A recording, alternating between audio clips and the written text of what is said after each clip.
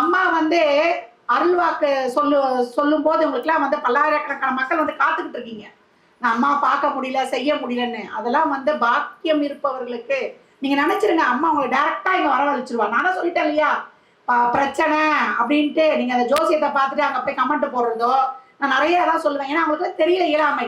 வீட்டுல வந்து முடங்கி கிடக்கிறத வேண்டவே வேண்டாம். இங்க வாங்க, அம்மாவை பாக்குறோம், நம்ம வந்து வேண்டுதல் முடிச்ச கட்டுறோம், அம்மாவை பாக்குறோம்.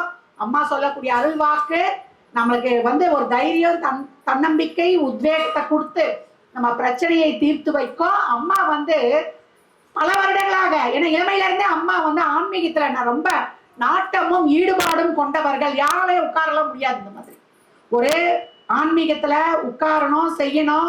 இவ்வளவு பெரிய கோயில்லாம் நீங்க பண்ண முடியுமா, நான் பண்ண முடியுமா சொல்லுங்க? வீட்டுல ஒரு பூஜை பண்றதுக்கே அன்னைக்கு என்ன ஆயிடுது?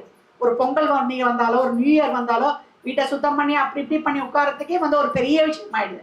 ஆனா இந்த பூஜை எல்லாம் பண்ணா அது லேஸ்பட்ட காரியமா?